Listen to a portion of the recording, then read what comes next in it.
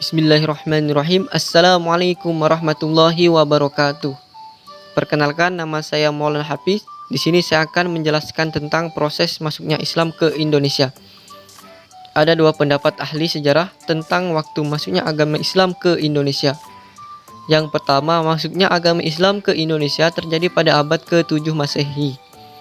Dan pendapat kedua menyatakan bahwa masuknya agama Islam ke Indonesia pada abad ke-13 Masehi.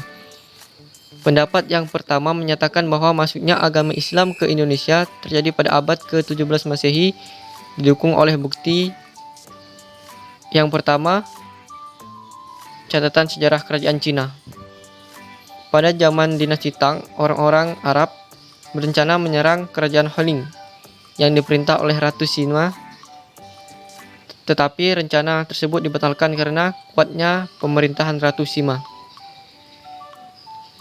Bukti yang kedua, berita Chow Kupe pada 1178 Masehi. Dalam berita ini disebutkan bahwa di Indonesia terdapat dua tempat yang masyarakatnya terdiri dari orang-orang Arab, yaitu Sumatera Selatan dan Poloan. Keduanya merupakan wilayah kekuasaan Kerajaan Sriwijaya. Bukti yang ketiga, berita Jepang pada 784 Masehi.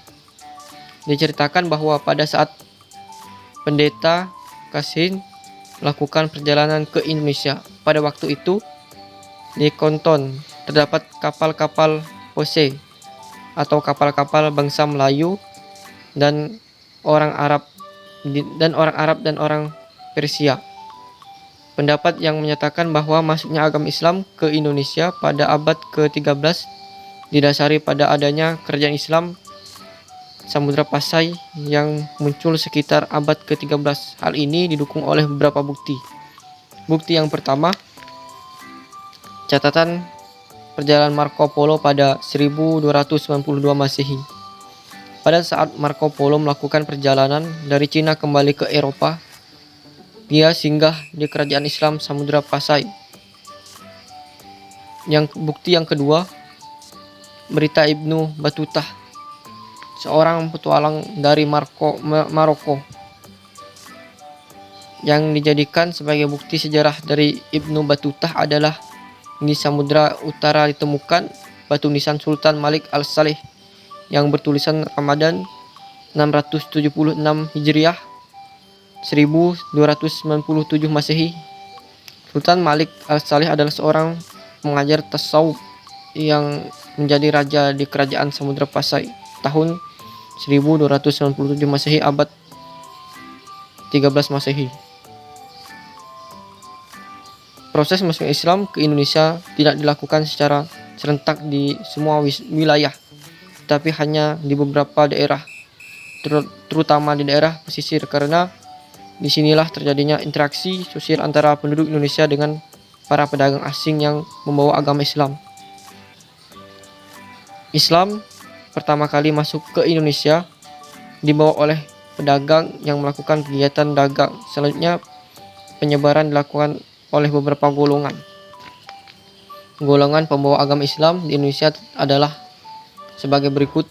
Yang pertama, pedagang.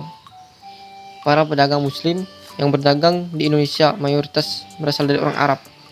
Ketika melakukan perdagangan, mereka membawa pengaruh Islam terhadap pedagang lain.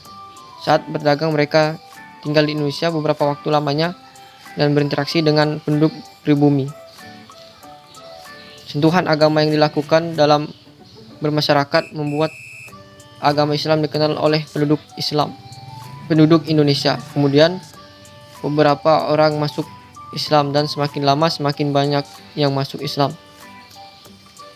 Yang kedua, mubalik atau guru agama. Golongan mubalik datang ke Indonesia untuk menyebarkan agama Islam. Mereka mendirikan pesantren dan mencetak kader-kader dakwah, mengajar generasi muda Islam untuk menjadi guru agama. Yang ketiga, penganut tasawuf, kaum sufi. Kelompok ini masuk ke Indonesia pada abad ke-13 Masehi. Mereka mengajar hidup sederhana dan pendekatan diri kepada Allah. Kelompok masyarakat Indonesia yang menerima ajaran Islam adalah sebagai berikut. Yang pertama, orang elit. Orang ini terdiri dari para raja, kaum bangsawan, dan penguasa.